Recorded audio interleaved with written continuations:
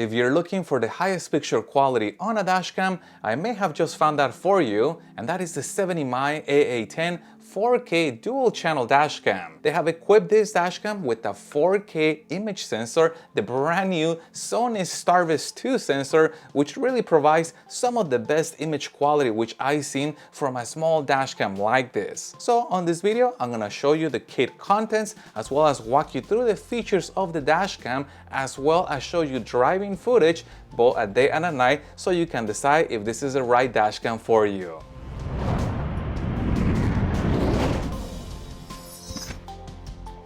And as always, I'd like to remind you that I place a link in the description down below to this dashcam in case you'd like to get one for yourself. And this dashcam is of the wedge type and it features a 3-inch LCD display. And the power button is located on the left side, and on the opposite side we have the input for the rear camera, the input for power, USB-C port, and the memory card bay supporting memory cards as large as 256 gigabytes. And moving to the front camera, the viewing angle is adjustable, and I'll move this up so you can see how far it goes in this direction and how far it goes in the opposite direction. Quite a bit of adjustability. And for mounting the dashcam, they have included high-strength double-sided tape, so I can peel this back and then attach this to my windshield. And the mount is also of the detachable type in case we wanted to remove the dashcam or reinstall it back onto the vehicle. And the rear camera is meant to be installed on the inside of the vehicle. It has high-strength double-sided tape, so I can peel this back and then attach this to the back of the car. But also notice that the viewing angle is fully adjustable, and you can see what I mean when I say fully,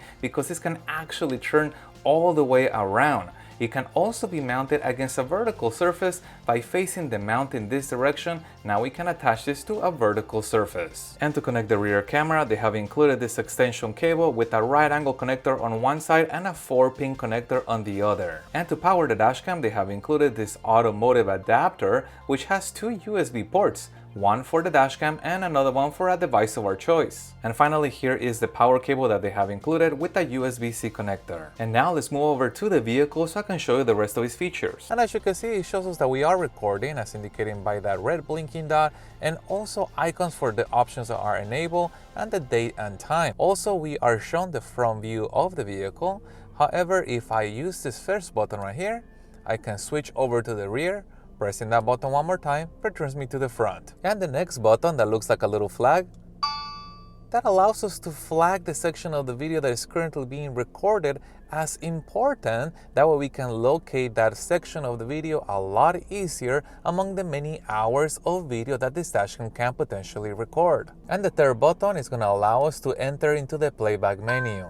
Now the playback menu has been divided into all video, which can include video of us potentially just driving around, maybe nothing exciting happened there, or emergency video where the dashcam believes it has detected a car crash or incident. Then we have a folder for parking monitoring videos, and we have one more folder for time-lapse recording, and finally a folder for any photos that we might have taken. And to play back a video, I can use the check mark to open up the folder, and then I can begin to browse through the videos until I find the one that I want, and then I can hit that check mark one more time and the video begins playing back again.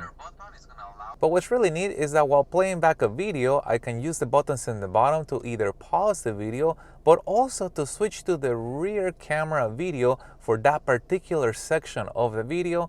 And I can also choose to delete individual videos with this trash can icon. The dashcam also allows me to turn off the screen by tapping on this button on the side while the dashcam continues to record, and I can always bring up that screen again by pushing this button again. Moving over to the settings menu, that is accessed with the very last button. And as you can see, that menu has been subdivided into smaller sub-menus because there's quite a little settings that we can change on this dashcam. And let's start with video settings, and we're gonna go to video resolution. And as you can see, the highest resolution that we can run is 3840 by 2160 for the front camera, while the rear continues to record at 1080p. Or we can lower that front camera resolution to 1920 by 1080, but in exchange for lowering the resolution, we get high frame rate, which can potentially allow us to capture fast-moving objects such as license plates on vehicles. And there's a lot more customization. We can choose to turn off the speed watermark in case we don't want our speed to be captured, and also turn off the coordinates in case we do not want that, or turn off the 70mai logo for being shown as a watermark on the video. The rear camera can also be adjusted in the horizontal orientation and in the vertical orientation. Moving over to system settings, here we can enable the Wi-Fi and also control whether we want the Wi-Fi to be on all the time or only when we want it to. And we can also select for the dashcam to turn off the screen after a certain period of time but continue recording. And this menu continues. As you can see, there are more items that we can change, including the system language, and there's quite a bit of languages that we can choose from in case we wanted to change the language from the default one. Next up is date format and speed unit, where we can change the dashcam between miles per hour or kilometers per hour. But I also want to show you the different parking monitoring options that are available on this dashcam. Now remember, the dashcam has to be hardwired in order for you to enable parking security, and we get standard collision detection, and we can customize that collision detection in terms of the sensitivity and when it should turn on automatically after we leave the vehicle or after 5 minutes, giving us enough time to exit the vehicle. But we also get motion detection, and motion detection can also be customized as far as the sensitivity of it. And we also get a third option, which is going to be time-lapse recording. Now in time-lapse recording, you do not have any adjustability in there. You just can turn it on and that's it. However, you are again still able to leave the other items such as collision detection and also motion detection enable along with time-lapse recording. That way you get the best of pretty much everything on here. The ability to detect when a car crash happened, when the car was parked, when somebody walks in front of the dashcam, and also a full record of the car being parked in time-lapse format. Moving over to the next page of settings, we got Smart Travel. And under Smart Travel, we are able to adjust the G sensor of the dashcam, which allows it to detect when you get into a car crash, and it has 3 sensitivity settings: low, medium, or high. And we can also enable ADAS, which is the advanced driving assistance function of this dashcam, where it can potentially alert you to a couple of different items, such as if the vehicle in front of you has started to move and you have not noticed, if you begin to depart from your lane, and if you're about to crash into a vehicle in front of you. Also notice that if you want to enable or disable specific ones, you are able to further customize ADAS, including the way that it is displayed. And on the sound settings, we are able to turn off the startup sound and also whether we want audio to be recorded or not, and the speaker volume. Moving to the next page, we also get a little shortcut to download the app. But talking about the app, now that I've shown you the main features of this dashcam on the dashcam itself, let me show you what the app looks like so we can see those features as well. And the app is called 70mai, and it is available for Apple and Android devices. And as you can see, it shows us a live view of the dashcam, in this case the front view, and we are able to enlarge it by tapping on the icon on the corner, and we can also switch to the rear view by tapping on this circle icon. It's gonna switch to the rear camera. And if I tap on that icon one more time, we can switch back again to the front. But also notice that there is a little camera icon, and tapping that icon allows us to take a picture. And to minimize the screen again, I can tap that icon in the corner again, and we are back to the main menu. In the main menu, we have a little microphone that allows us to turn off sound recording. Tapping that icon one more time re-enables audio recording.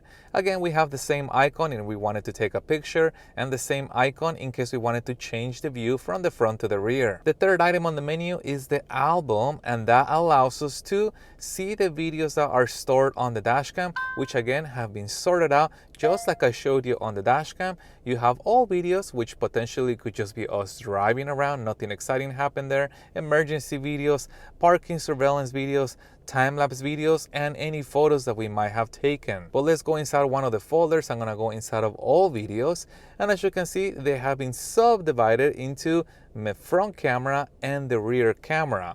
And let's play back a video just so we can see what that looks like. Now, you are given several options when playing back a video. You can choose to download it or you can choose to delete it. And you can also download multiple videos at the same time, or you can also choose to delete multiple videos at the same time. And on the settings menu, we are able to customize the dashcam using the app as opposed to doing this on the dashcam itself, including the ability to change the Wi-Fi password. But now that I've shown you the app, let's take a look at some driving video, including the audio test, to see how well this dashcam actually performs. And this is an audio test of the 70mai A810 dual channel dashcam, and I am sitting on the driver's side seat. And this is an audio test of the 70mai A810 dashcam, and I'm standing outside the driver's side door.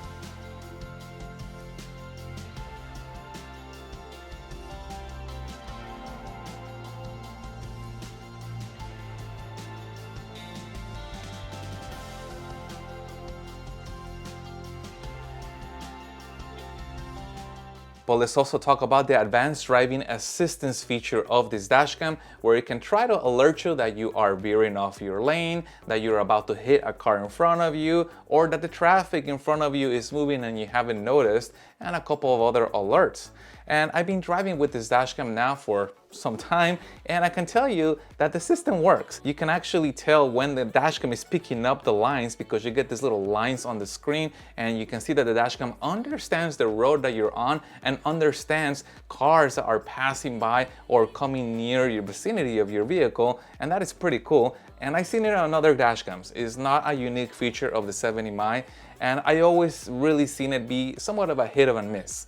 Now, the performance on the 70mai ADAS system is very close to that, even though it is able to detect things like the lanes, when you start to make just a normal change, you put the blinkers and you make the change, it thinks that you're veering off the lane. So it'll tell you that you are coming off the lane. Sometimes if there is a car that is in front of me and I'm not even approaching the car fast, it'll tell me, warning, car in front, I'm about to hit it. So I think either the system needs to be a little bit tweaked to improve its performance, or they might just played it very conservative and I'll told the dashcam basically give an alert even if it's a false one, because it's better to alert you and it was nothing, it was just a false alert, than not having an alert. So it'll be neat to see if they can improve that feature.